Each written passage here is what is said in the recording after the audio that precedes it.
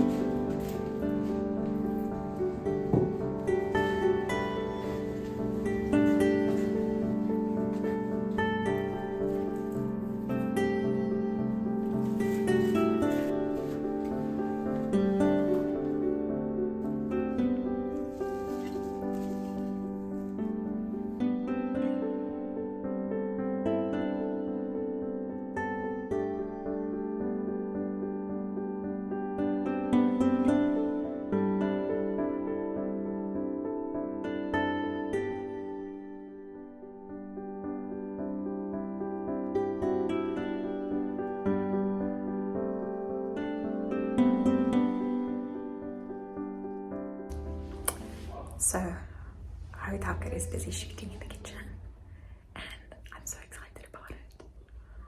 I'm excited that they are getting great shots and I'm excited about the kitchen stools, and I'm taking like a few behind the scenes shots. There they are. I'm a little bit of a fangirl. I love their brand. They are very sentimental, but they are getting lost in the space. Each one you bring to the stuff is actually about that. Ooh! That's a better way of dead. Second brand is dead. She is the stokkie. Dit matcht die ligte perfect. Toen denk ik die slow.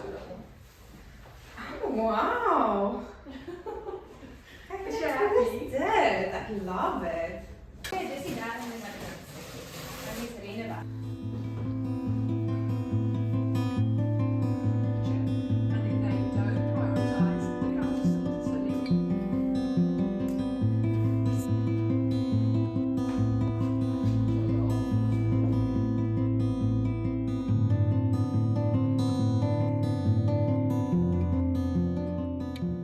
So I had a very exciting delivery this morning. Last week I ordered 2 rugs from Hertix House, or House by Hertix. I ordered it from Hertix. I couldn't decide between these 2. I needed to see them in person, so I ordered both. And they arrived this morning, and I'm gonna open them up and spread them out on the floor in the living room to see which color is the one I wanna go with. And I kind of already know, if I look at how they look rolled up, I kind of know what I wanna do. I don't have time to do that now, but I just wanted to take a quick sneak peek. The Ashton Cocoa Runner by Hertix, which I have loved because you can see it's quite a busy, moody rug, and we cook a lot, we mess even more, and you don't even see any of the messes or oil or anything on this rug. So it's very nice to have it in the kitchen. I wanted to try and order the bigger one, which is 280 by 380, so it's quite a large rug. And I see that the print is also much bigger, so I'm not quite sure if it's going to have the same effect as a large rug, so I'm very curious to see that. If that one works for me, I'll take this runner upstairs because it looks really good with the wood floor upstairs as well. And then I'll get something else for down here because I don't want to do 2 matchy in the same space, if you know what I mean. I just want to do a quick sneak peek, and I didn't want to sneak without you guys because I thought that's going to be quite boring, you know, doing the video and then you guys like, hey, when did you take a look without us, you know? So I'd rather take a sneak with you. And you're going to see a lot of baskets standing in my entryway prototype phase of launching a new collection of baskets. And we're just currently working on the design and the style and the sizes and the weave and all of that. And then we've also got some stock going to take a lot soon. Everything's standing in the house just because the garage is full of stuff as well. So we kind of need to just figure out our storage situation. But I'm rambling. Let me open these racks quickly. I want to try and open it up as neatly as possible because I'm sending one of these back. I just need to figure out which one. So I'm just going to try and open it as neatly as possible.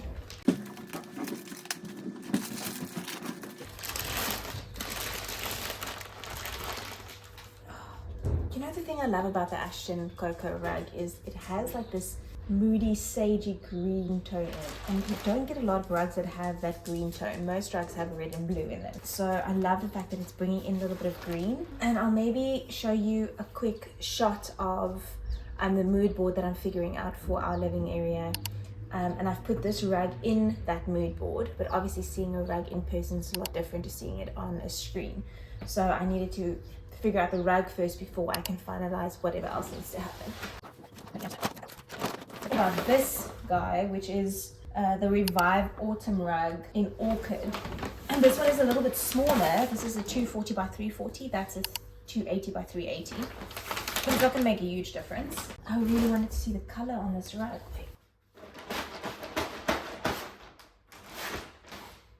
Ooh. This one has a very definite pattern, so I feel like the Ashton Cocoa is a little bit more blended. A little bit more abstract, where this one has like definite lines, definite pattern, but this one also has touches of sage green in it. It's got like a deep maroon, so it's like a purple red brown, and then it has this beige or sand tone in there with a rust and like a a duck egg blue or like a grey blue and then some green tones in it. And I really love how soft this rug is. Okay, so there's the autumn. And you'll see it makes like a kind of like a velvety vibe to it. And there's the green. So that's like a sage green. And that's like a blue-green color over there. And then it's got the rust and the blue. It's going to have a very definite pattern. With this one, there's the green tone over there. It looks grey on camera, but it's like a deep moss green, which I love. And it's all around here. You'll see the green coming through. And then you've got like this deep blue charcoal color. And then a burgundy, like a nice deep wine red. And then some white spots throughout. It's 10 to 4. And surprisingly, I've managed to tick everything off my list I needed to do for work today. So Henry is upstairs. He's resting for a few minutes. I'm gonna tackle this rug situation right now because I have a few minutes and I can't wait anymore. Let's go.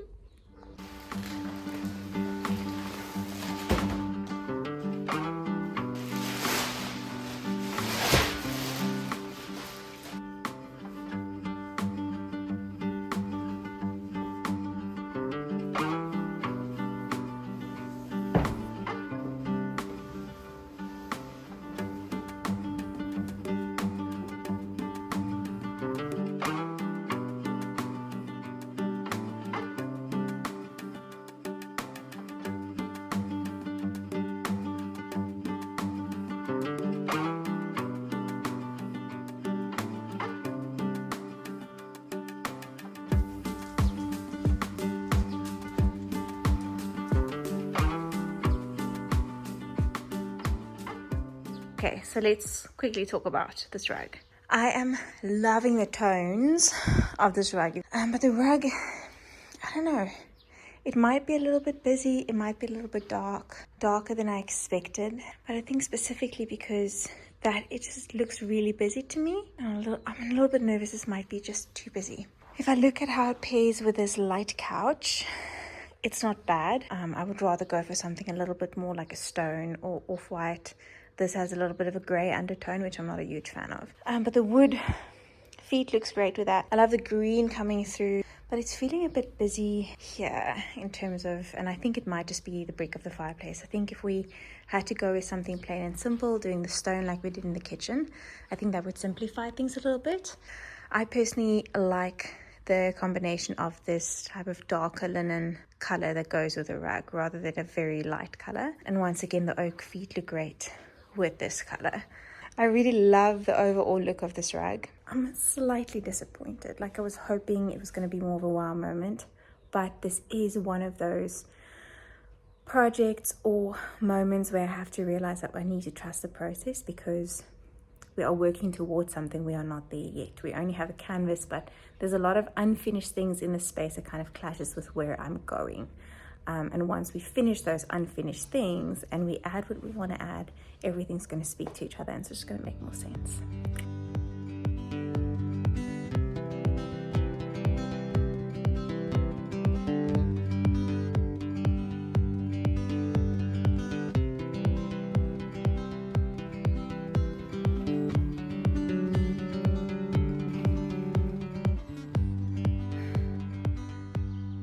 Not even gonna do the effort of unrolling this thing completely because it's very purple. But the funny thing is, it has like, depends on where you stand and how you rub the fabric, it gives you a different shade of purple. Angle, it looks very washed out, kind of like it has a silver kind of overtone. And then when you rub the fibers this way, it goes dark. And then if you walk this way around, the color changes completely. Now it actually looks chocolate brown, but it's really, I promise you, this is purple. It's not brown, especially if you view it this way. It's purple. It's like a deep, deep eggplant purple, not the brown that I was expecting. But without a doubt, a really nice rug if the purple was more brown. Before I roll up that rug, I just quickly want to have a look at what other options we have. Okay, so here's the rug, the first rug that I rolled out. That's not the price, that's the smallest size price. But when you go in, so that's 9.4. See, there's a lot of blue rugs. Then you have this one, which I feel looks a little bit old. It's not, a little bit old and bland. Okay, there's a lot of blue options, people. This is a nice one. But I've seen this rug that is kind of like a blue undertone, a blue-gray undertone that I'm not a huge fan of, and I don't know if I want to go this light with a rug.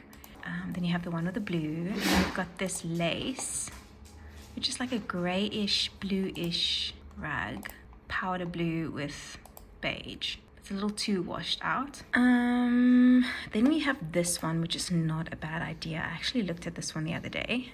Don't remember why I didn't take it because it's like a lot cheaper. This actually might work, and that looks like it could be green, like a greenish tone. And then it's got like the sand tones, and then the vanilla or the off-white, which is quite cool. So I might go for this one. Okay, and those are the options of classic rugs in the size that I want. Okay, Henry just came downstairs, and both of us, we're not a fan of this rug for our space. It's a nice rug, but not for our space.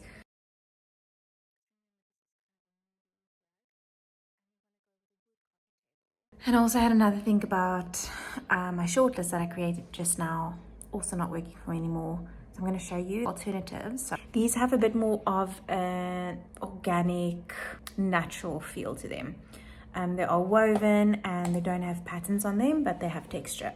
So pretty. It's Riverbank Rug and Sand. I've been eyeing this rug every time I go onto Hertex to buy rugs for my client projects. I've been eyeing this rug and I forgot about it completely because I was so fixated on having a classic rug with a Persian looking print on it that I just didn't think of looking at this rug. These are the three colors that they have. So that's a sand. I'm not quite sure what that color is, but this is the rocky one. So you'll see the sand is quite light and it's beautifully woven. It's so organic, so fresh. It goes well with linen slipcover couches, and then we can bring in contrast with some darker armchairs or some contrast on the benches that we're doing under the windows. Look at that. I mean, that's white. That's like a off-white. This is not very light, which I like, and I think I might actually go for this one.